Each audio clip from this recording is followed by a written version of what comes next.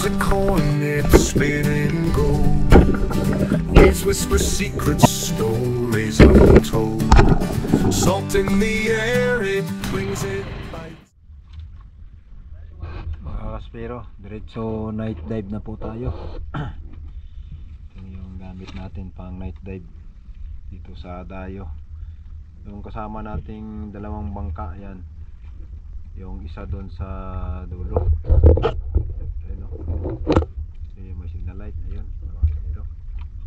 Ayan. Ayan. Ito na kami ngayon. Ito ang sitwasyon namin kasi puro maliliit yung bangka naming dala. Tatlong bangka. Yun si Master X. Yung bantay natin si Kuya Dudes. Pahinga. Mga spero. Abangan natin kung ano madali natin sa night dive. At ito na nga mga kaspero, yung mga nadali natin sa night dive, isang imbungan. Ang binamano natin.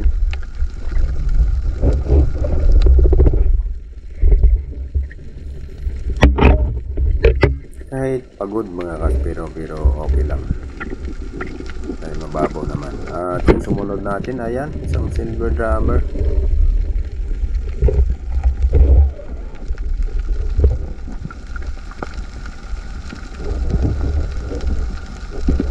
Dito po kasi mga kaspero sa spot na to, bukod sa napakalino ng tubig, mababaw at makakapana ka talaga mga kaspero. Ayan, dito naman kanopis, lalim ng bato. Nadali natin mga kaspero.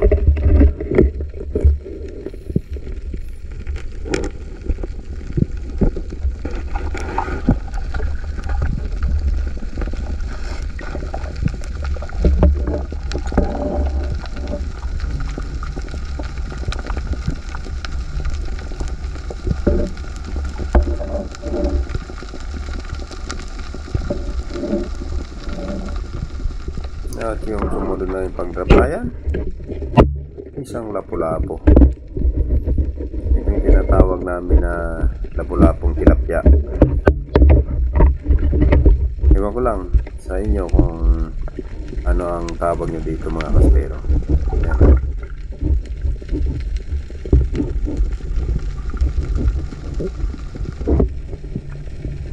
Isang tirok.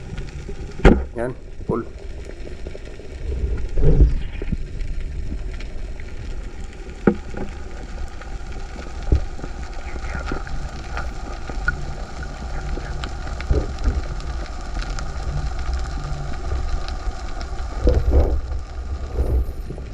At yung sumunod nating pag-drop mga kaspero, pag sindi ko ng ilaw, meron ako nakitang maya-maya. At ito po hinanap ko. Talagang inikot ko po itong bato at hinanap ko siya. Ayun pala siya, sa kabila na. Ang galing magtago pero nakita pa rin mga kaspero.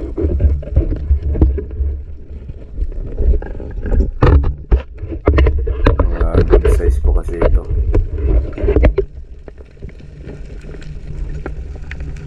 Lalaki.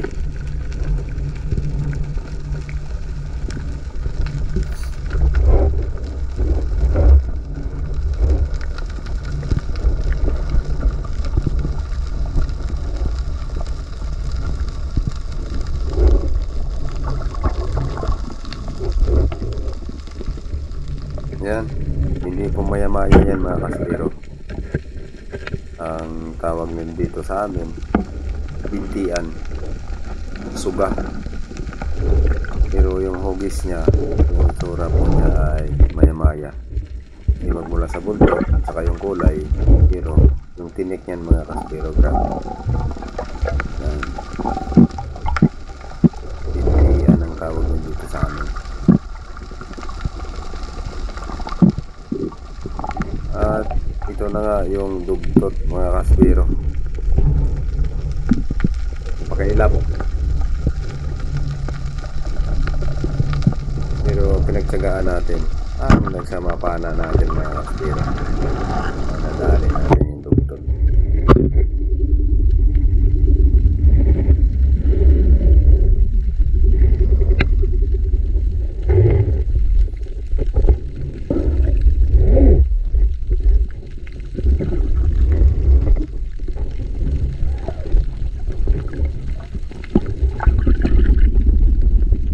iba kasi yung mga napana natin mga kaspero ay hindi ko na talaga nabidyohan.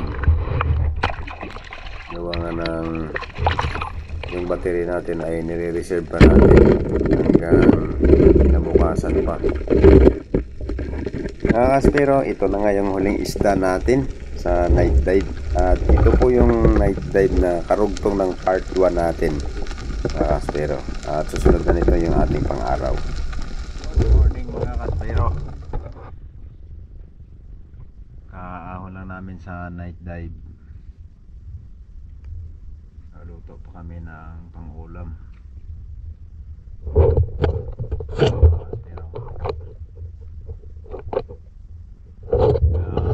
Iniwa na dugtot.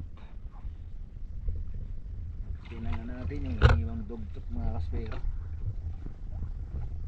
Ayan, nahulog yung ulo.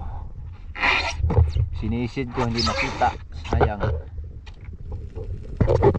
Alam niyo po, yung almusal namin sa umaga, yun lang yung dugtot. Nahulog po yung isang hiwa at saka isang ulo. Kasi hindi pa natapos hiwain, may isang hiwa pa. At nahulog. Hinanap po, hindi ko nakita. Alam, yun lang po yung almusal namin. Kasi nalimutan namin magdala ng bigas. Pag-alis namin sa bahay, yung dala namin mga kaspero ay kanin lang. At saka yung adobo na yun na manok. Yan, unang ambos natin mga kaspero. Napakaagang binamano sa Longnos Emperor. O, nadali pa natin mga kaspero. Kahit medyo malayo. Pero ang tama kasi niyan mga kaspero ay balat. Sa balat lang po. At yung bala ng pano natin hindi tumagos sa kanyang katawan. At sinabit pa niya sa bato. Tagal mo. Ay, sige chat, bugso.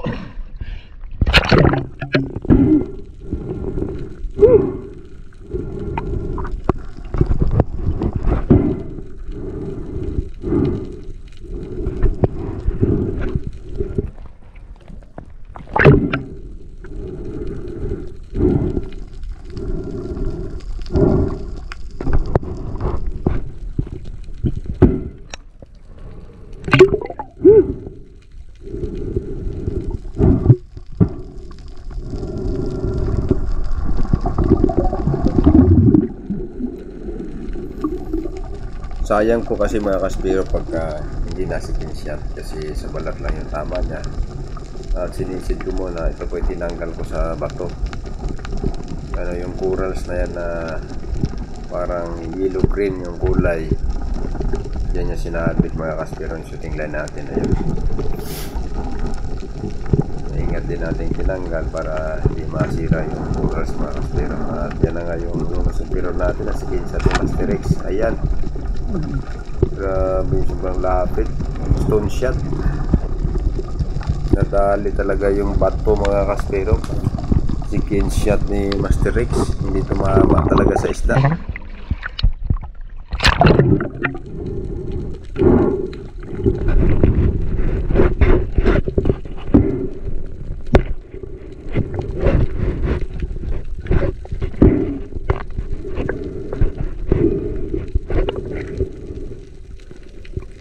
Ginahandahan natin ang paghihila dito mga kaspero kasi hindi nga siya natamaan pag si Kinshot at baka ito po ay matanggal.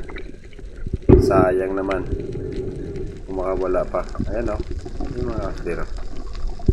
Yan, sa balat lang ang tama.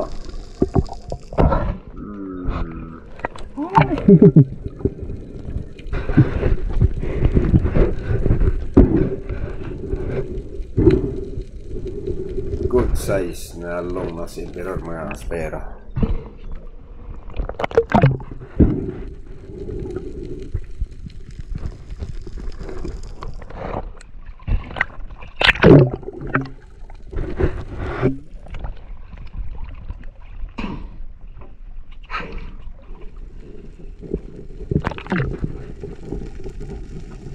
Kita ko na yung sweet lips, yung oriental sweet lips mga kaspero. Dito po ako nag-drop sa may gilid ng bato para hindi siya mabulabog. At nung napansin niya na nag-drop ako dito, na curious, lumapit. Oh, yan. Sampol.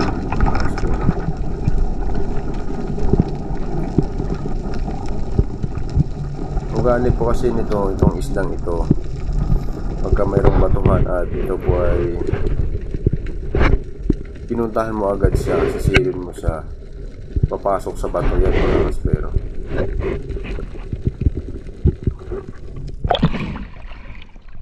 Dod.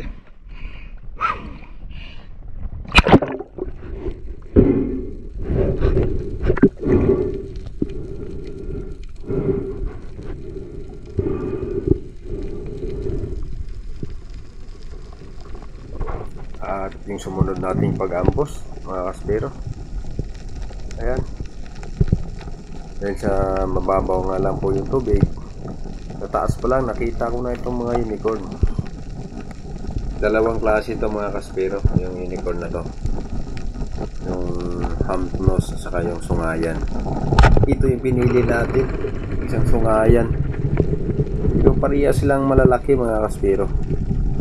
Yung humpnose unicorn na to, kasama ito sa pinana ni Master X na ang laki.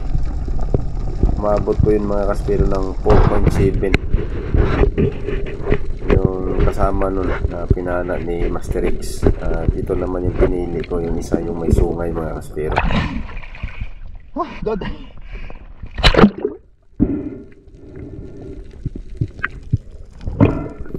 Itong klaseng unicorn mga kaspero ay bibihira ka lang makakita ng ganito. Kasi nakakita ako nito dati at nakapana ako sa Kabalian Bank, dun sa tapat ng tablas na Kabalian mga kaspero. Yan o, laki yung mga kaspero.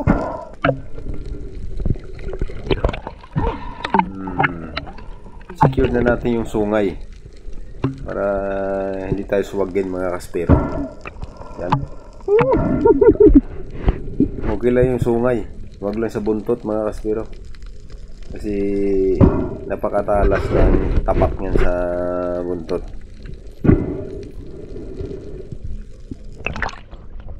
Oh, baho. Mio?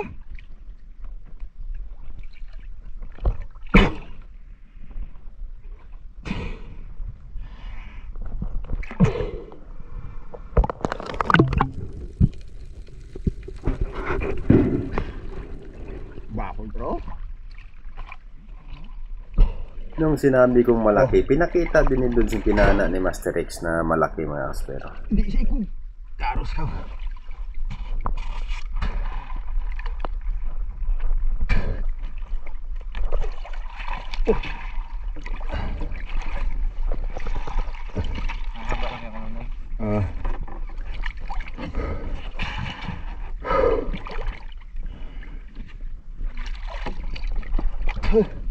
Nagigo po. Ayaw. At sa muli nating pag-ambos mga kaspero, ayan, meron na tayong nakitang gabay. Malalaki po kasi itong gabay mga kaspero, yung slick unicorn. Malaki na yan mga kaspero.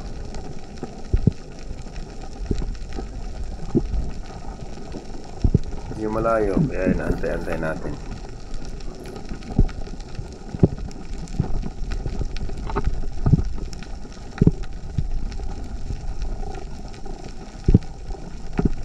At siyempre mga kaspero, matansya na natin na abot na sa pool. O, di ba mga kaspero?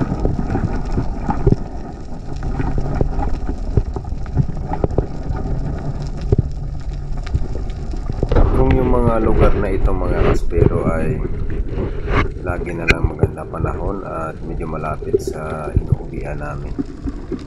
Masabi natin na medyo hayahay na yung ng mga naninisid. Siyempre mga kaspero, mapagod ka man ng isang araw at isang gabi at kalahating araw, ay sulit naman yung pagod. Di ba mga kaspero? Kaso nga lang, bibihira lang po tayo makapunta sa lugar na ito kung maganda na yung panahon. Kailangan sa amin makita namin na mga 3 araw o 4 na araw na maganda ang panahon para yung travel natin papunta doon sa spot, dito sa spot, at yung pauwi ay maganda ang biyahe. Kasi mga kasbiro, sa sobrang layo, nasa 87 kilometers kasi mga kasbiro, galing Boracay hanggang dito po sa spot na to mga kasbiro. Kung napapansin po ninyo mga kasbiro, gumamit kami uli ni Master X ng pang night dive na pana kasi sa batong ito dito pumasok yung 3 slick unicorn. O yan, nadali na ni Master X yung isa. Pero doon kasi sa side ng bato, doon sa banda sa kanya ay andun yung butas na madali siyang makita yung mga isda. Dito kasi mga kasbiro sa side ko ay wala makita yung mga slick unicorn na pumunta dito sa Bigado abiyaho. Di ko kapana dyan oy. Bago po namin iwan yung batong ito mga kasbiro, talagang napana lahat ni Master X yung pumasok ditong isda.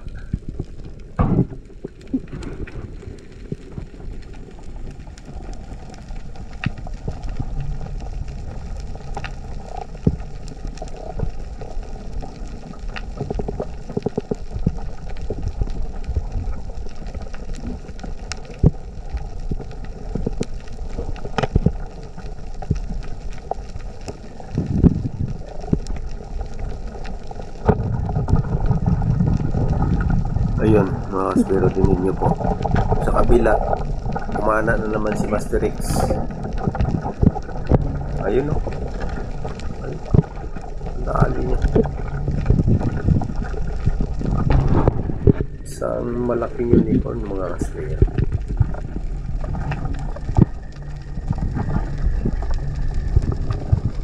Kung nag-aambos kasi ako, ayaw lumapit at pumasok yan sa bato na yan mga kasbiro. Nakatatlo na si Master X sa bato na to.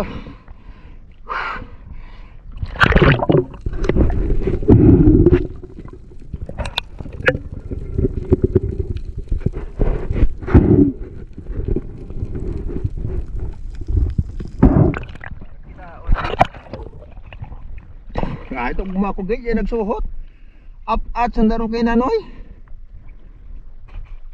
Up at sa nakina.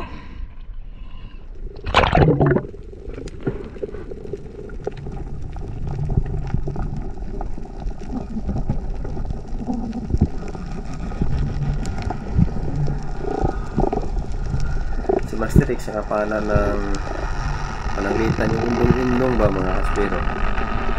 Simple sumabit. Kaya naisikin shot natin para mahila na agad. Yan. Pag hindi mo kasi naisikin shot ito at pumasok sa butas, ang hirap nito tanggalin mga kasbiro. Kaya yan, nasikin shot ko yan. Para dala na agad. Malaki din kasi mga kasbiro. Abot ng 2 kilo.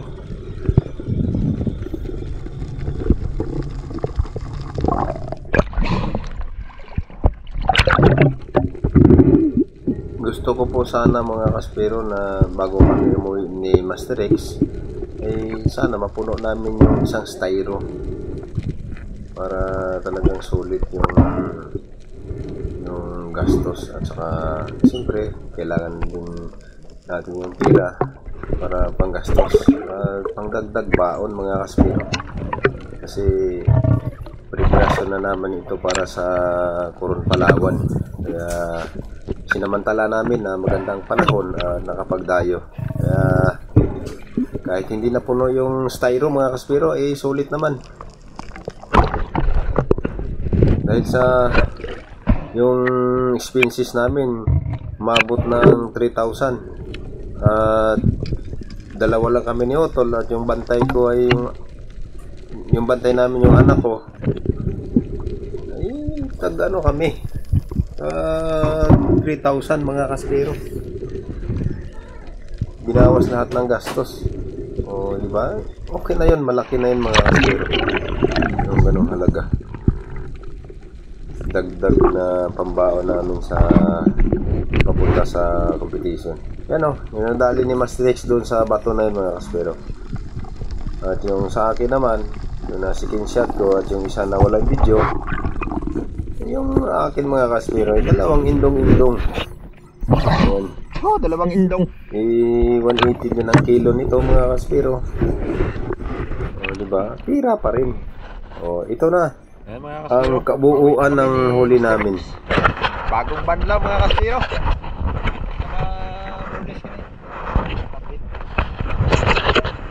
Uuwi na kami. Ito lang yung isda namin kahapon. Hanggang kagabi mga kaspero. At itong umaga. Ano oras na daw? Pasado alas 9 na. Wala. Hindi kami naka-isda masyado kahapon. Pero okay na ito mga kaspero. Pangbawi gastos. Makabili ng isang salop na bigas at 1 kilong karne. Okay na yan. Yung styro natin maliit sa unahan. Ito. Puro ice ang laman mga kaspero. Okay. Let's go home. Ayan. Gastado na. May iwan na yung iba. Uwi na kami mga kaspero. Sige doon. Let's go. Ang ganda pa rin po ng panahon mga kaspero. Hanggang sa pauwi na kami. At saka alinaw pa rin ang tubig. Tingnan niyo yan mga kaspero. Kuya Dodds, first time sa Carmen Bank.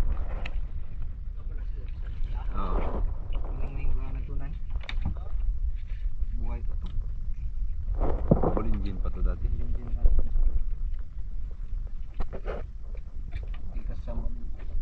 Kaplo. Siya panibantay ka itong bilog. Ramel. Ayan mga kaspero. Let's go.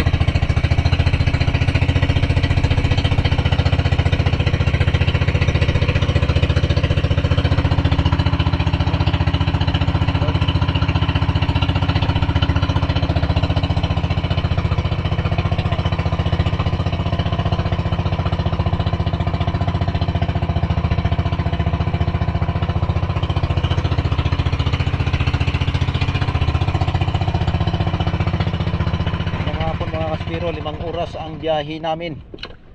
Dito na po kami sa Bulabog. Kauwi po kami ng ligtas, maayos. Yan, ang gamit namin. Ilan lang. Ilan.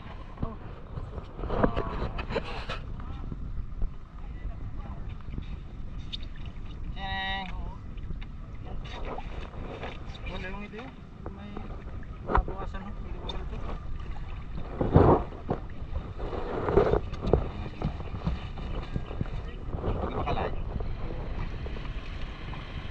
Yan mga kaspero, ito na yung isda natin na tinitinda. Halos konti na lang at itong naka-display. At pasensya na kayo sa i-upload natin ngayon. Wala muna tayong shoutout. Sa sunod na upload natin mga kaspero, doon na po yung shoutout natin. Kasi gusto sana namin na every other day maka-upload ng video mga kaspero. Maraming salamat po.